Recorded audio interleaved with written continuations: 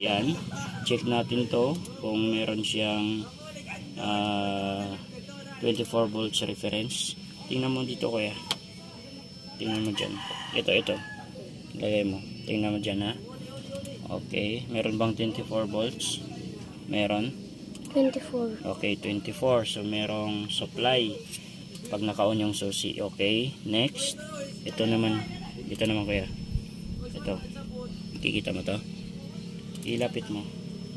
Ayan, itong isa naman, so bali itong isa is 24 volts reference dapat, which is meron naman. So ito, pag naka-on yung susi, dapat meron siyang 5 volts reference galing computer box, galing ECU. So check natin kung meron. Meron ba? Meron bang 5 volts? 5 volts, okay. So meron. Ngayon, yung pangatlo, itong kulay green na may white, ito ay galing din sa ECU. Ito yung signal.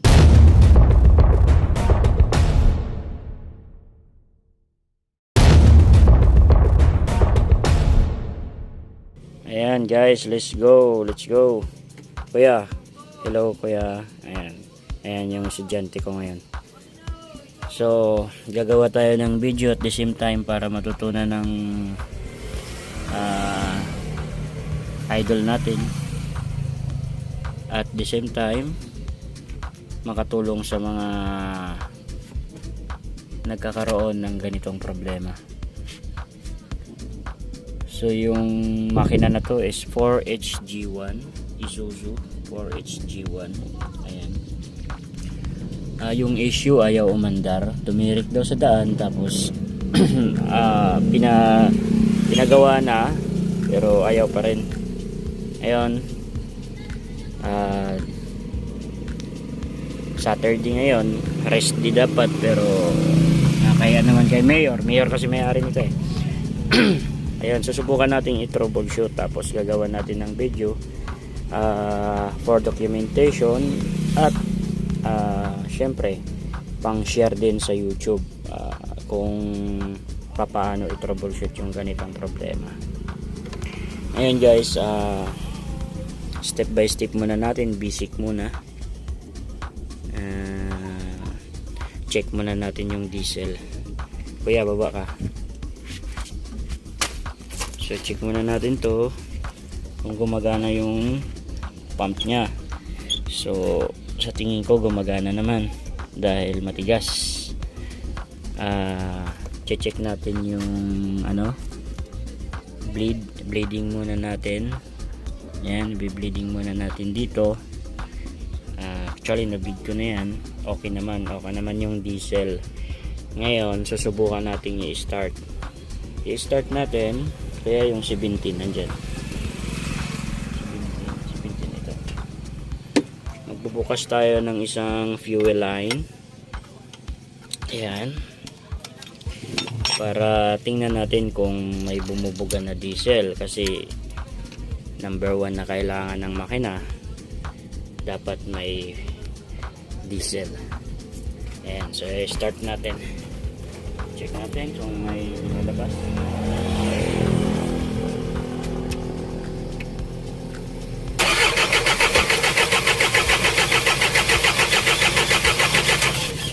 Ayun, bali walang diesel na lumabas dito guys. So ibig sabihin yung problema nito is related sa fuel system, and yung makina na to is semi-electronics. Meron din siyang ECU, meron din siyang computer box. So i-check natin yung mga components muna na may connection sa fuel system. So first, in-scan muna natin to, pero yung lumabas lang ay speed sensor. So sa model ng makina na to, Isuzu 4HG1, yung speed sensor ay walang connection sa hindi pag-andar na trouble. Gawa ng yung speed sensor nito ay hindi katulad ng common rail engines na may connection, hindi andar kung sira yung speed sensor. Ito kasing model na to, merong sariling sensor. Ito yung supply pump, yung fuel pump niya. So yung fuel pump, meron siyang sensor dito, pump timing sensor, meron siyang solenoid valve, tapos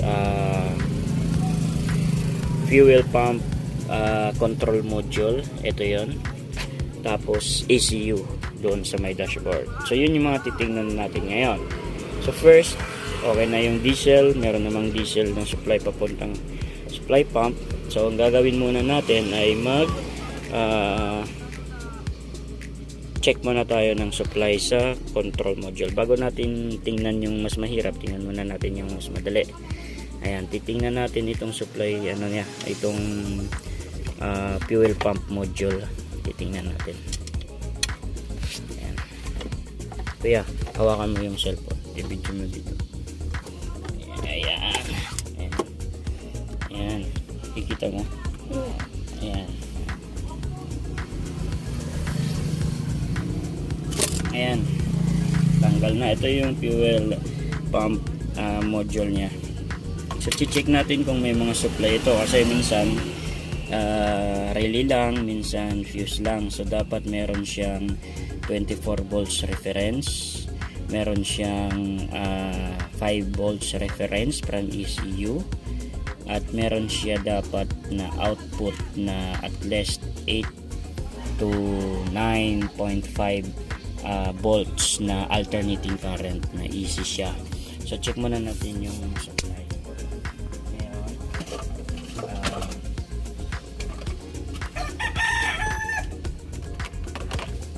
Ayan, kaya tingnan dito. Ayan, gamit yung digital tester natin. So check natin dito. Check muna natin yung itong red. Ito ay 24 volts reference supply, 24 volts. Isusumo ba kayo? Hindi. Ayan, check muna natin to. Ayan. Tapos i-on muna natin yung IG. On muna natin yung IG. Ayan, masyadong malikot yung video ko yan. Ayan, naka-on na doon yung susian. Check natin to kung meron siyang 24 volts reference. Tingnan mo dito kuya. Tingnan mo dyan. Ito. Lagay mo. Tingnan mo dyan ha. Okay. Meron bang 24 volts? Meron? 24. Okay, 24. So merong supply pag naka-on yung susi. Okay. Next. Ito naman kuya. Ito. Kikita mo to? Ilapit mo. Ayan, itong isa naman, so bali itong isa is 24 volts reference dapat, which is meron naman. So ito, pag naka-on yung susi, dapat meron siyang 5 volts reference galing computer box, galing ECU.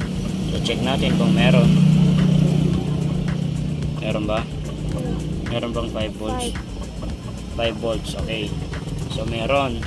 Ngayon, yung pangatlo, itong kulay green na may white, ito ay galing din sa ECU. Ito yung signal from ECU na kung kailan pagaganahin yung pag-on ng module. Ngayon, sasalpak natin siya.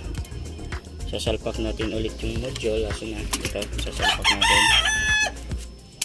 Uy, ayan. Tapos kakabit natin dito para may ground. Para may ground, lalagyan natin ng bolt.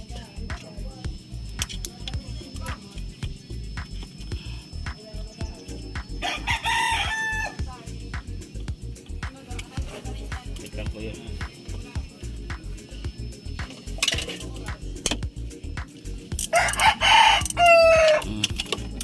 Kita natin para may meron siyang negative supply, may ground siya.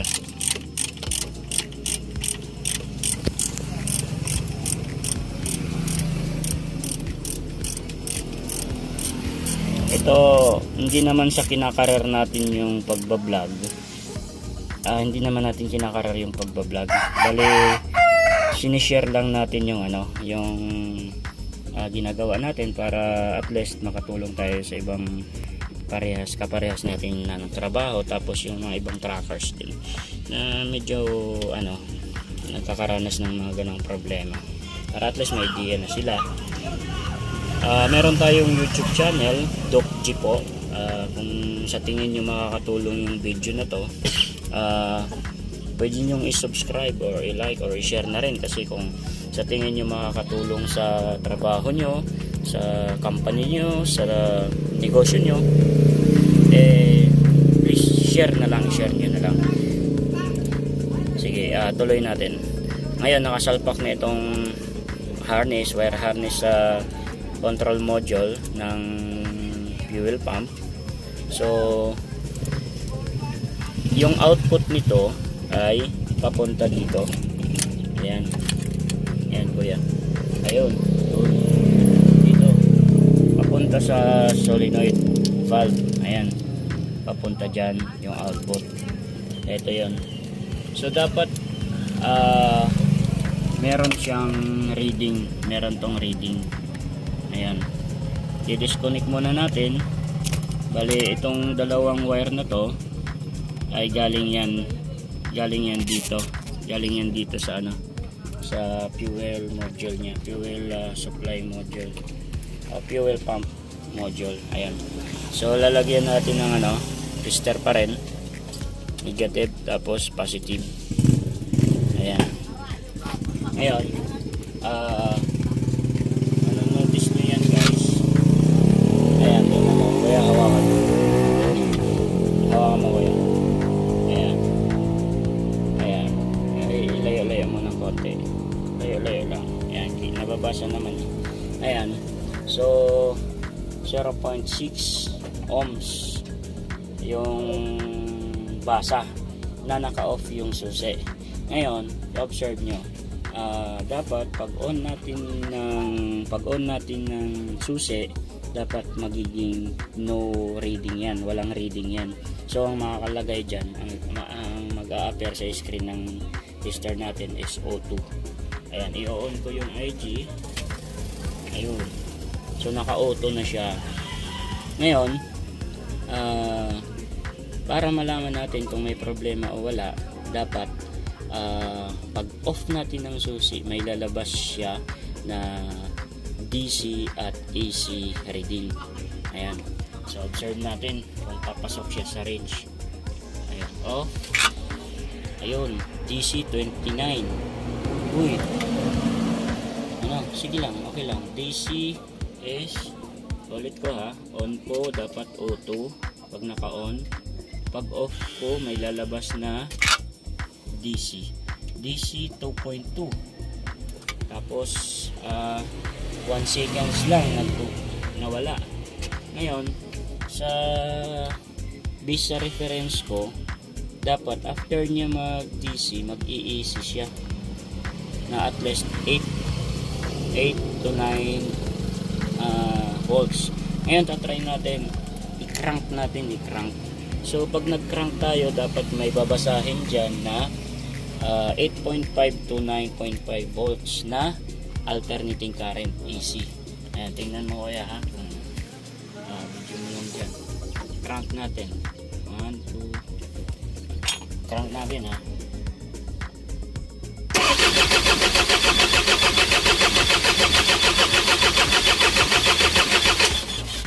Ano yan? Ilan yan? 6 lang, point something, mga ganon. 6 lang Ilayo-layo ng video. Ayan. 6, 5. Ulit. Tingnan mo kung Tapos may makikita ka dito sa gilid, AC or DC. Tingnan mo kung AC o DC ha. Tapos kung ilang volts. 1, 2, 3. DC 737. AC 636. DC 5. AC? DC sa una. DC na muna. Nag-DC muna siya. Pirahan sa DC. Ilan yung Dalawa. sa DC?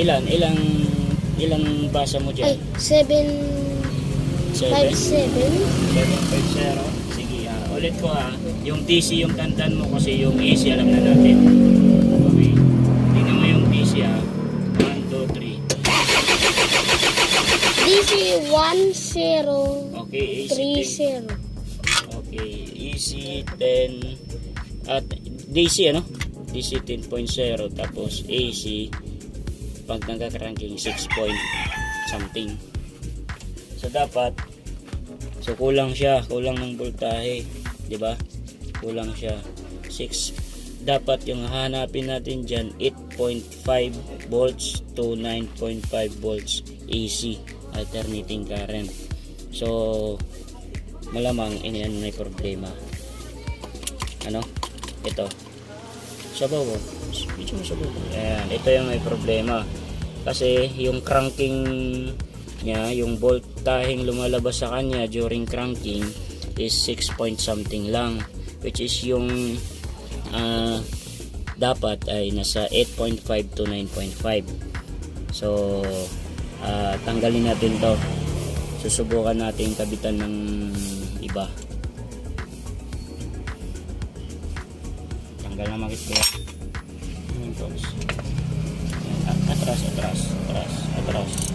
Atras mo yung ano ko eh. Para makikita lahat. Atras mo. Tanggal naman kita.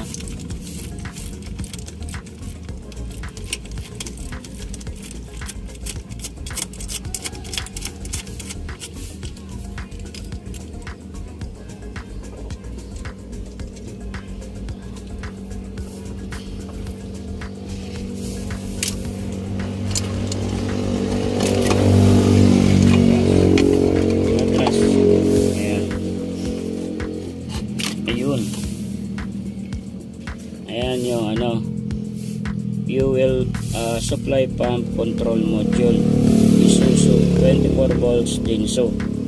Ngayon dahil wala tayong pamalit nito, susubukan natin kabitan ng pang Mitsubishi na 4M51. Tatry lang natin pang convert.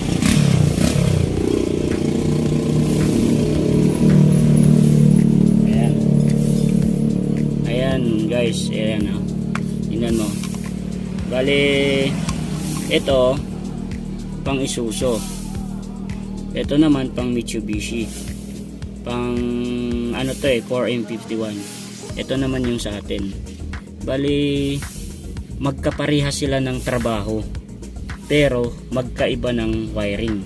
Kasi yung wiring nito 1, 2, 3, 4, 5, 6, 7, 8 2, 4, 6, 8. Ayan, 8. Samantalang itong isa ay 5 lang. 5 lang to. 1, 2, 3, 4, 5. So, susubukan lang natin. Kasi para masigurado, kakabitan natin. Ayan, matras ka kuya. Konti. Ayan, ito yung kakabit natin pang Mitsubishi. 8 yung wire. So kakabit muna natin una.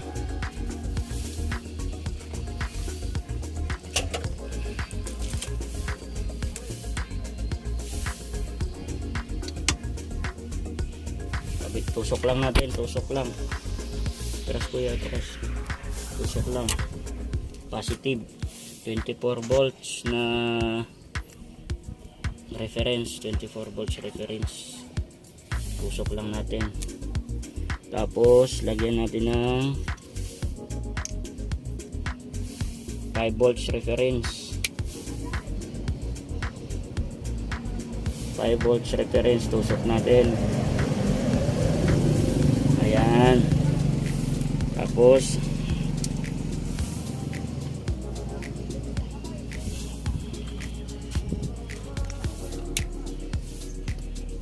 atras kuya konti. Ayan, ito para sa signal galing ECU or computer box. Tusok din natin. Ayun. Tapos ito positive papuntang output na to ng control module papunta sa solenoid sa supply pump. So ito ay positive, tusok lang din. Tapos papunta rin ito sa supply pump, negative nya supply pump na solenoid. Ayan, tusok lang ang labanan. Tapos lagyan natin ng baliktad. Ano kaya? Ayusin mo pag-video kayo para makikita ng iba. Para malaman mo din. Dalawa yung purpose natin ma-share sa iba tapos malaman mo rin. Ayun. Ayusin mo. Ayan, tapos lagyan natin ng negative.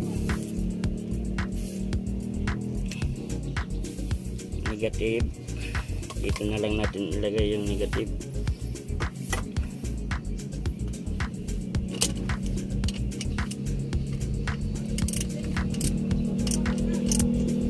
Atras lang kuya, huwag masyadong nakasun.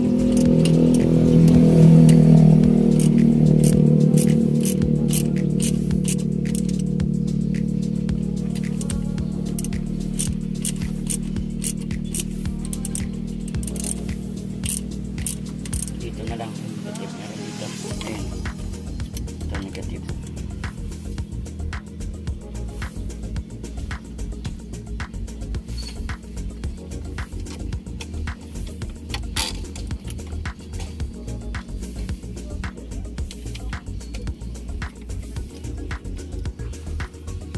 Ayun, conversion yung ginawa natin. Nabitan siya natin ng control module na pang Mitsubishi 4M51.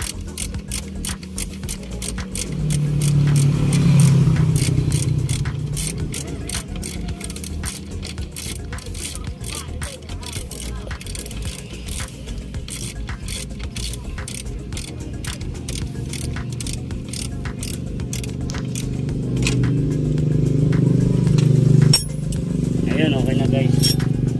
Ayan, trust mo na kaya. Ito yung original niya, Isuzu. Bale, ayun na yung pang Mitsubishi. So, try muna natin ulit. Subukan na natin ulit sa tester. Kaya, tester. Ayan. Tingnan mo So, pag on ko, dapat naka-auto. Walang reading. Auto. Tapos, pag on ko, magdi-DC tapos seconds lang mag-i-AC. Okay. Pag off. AC. Ayun, DC. So, baliktad, di ba? Nag-AC muna siya. Ilan yung DC? Ulit. Auto. Tapos tingnan mo yung AC. 2131. 2.1. Tapos tingnan mo yung auto muna, DC 1.9. Okay. Ngayon crank natin, i-start natin i-start natin. Tingnan mo kung ilang AC. 1, 2, 3.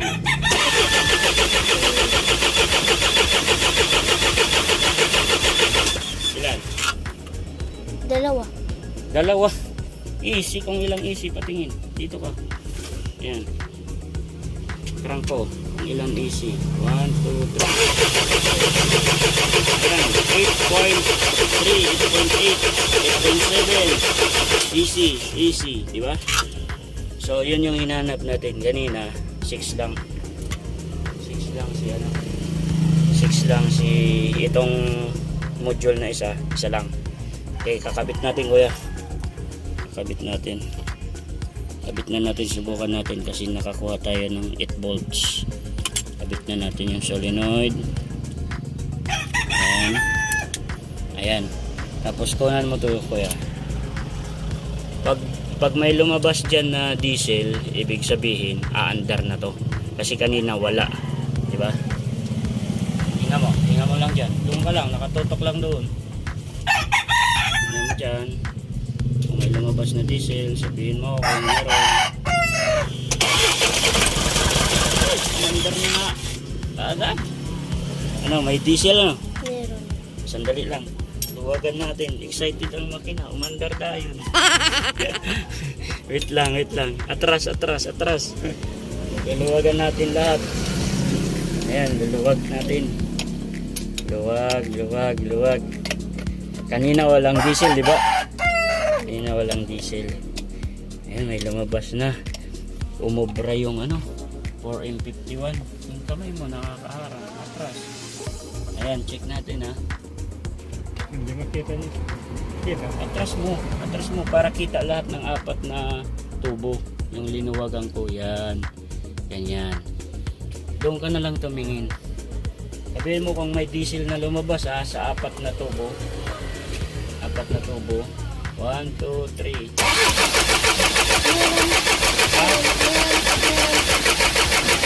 Ano? Meron? May diesel? Ayan, andar na yan kuya, andar na yan. Ayan, may diesel na, di ba? May diesel na. Atras ka. Ayan, may diesel na. Ayan. Higpitan na natin to dahil may diesel na. So, solve na yung problema nito. Pag umandar to, may pang Jollibee ka na. Nagwapo man sa helper yan. Ayan. Gwapo daw ni helper. Ayan, ito. Hindi naman sa kinakarir namin yung pagbablog. Ito ay sharing lang. At natututunan din ng helper ko. Kasi pinapaliwanag ko sa kanya eh. Ayan. Ayan, may diesel na. So sa tingin ko, andar na to. Subukan natin kung effective yung ginawa natin, kuya. Ano? Ito, video mo to. Ayan, video mo. Manager. Ayan. Ayan yung ginawa natin ha. Tusok-tusok lang. Tusok-tusok. Tapos itong ginamit natin ay 8 wires na pang 4M51 na Mitsubishi. So, yung original natin ay ito. Ayan. So okay. Start natin. Try natin kung obra yung magic ni papa mo. Atras kuya, atras. Atras ka konti, atras ka. Ayan. Start natin ha. 1, 2. 1, 2. Wow! Kuya!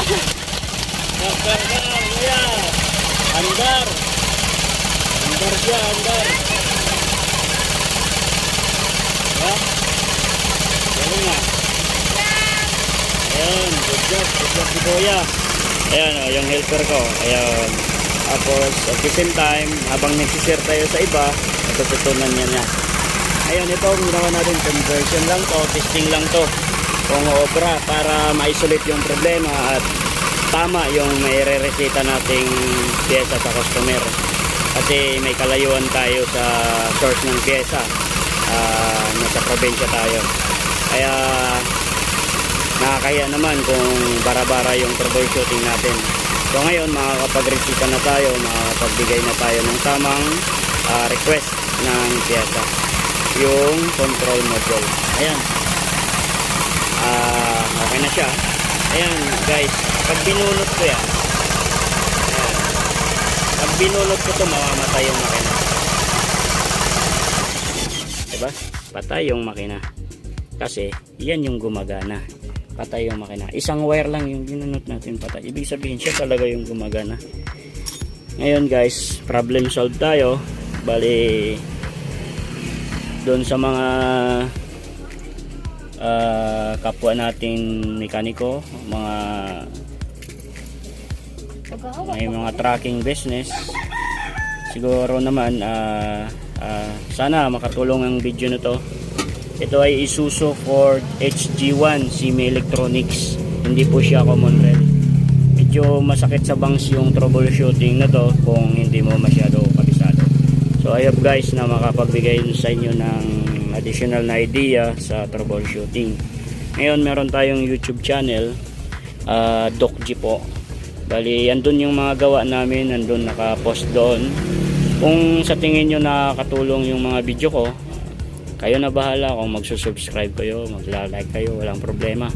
Kaya nang sinabi ko, hindi naman namin kinakarar yung pagbablog. Ito ay sharing lang, sharing. Ayun guys, so re-request na natin sa customer kung ano, kung nabibilhan na yung mga parts. So yan muna yung video natin for today, dahil solved na yung issue nitong Isuzu 4 HG1. Bye bye, let's go.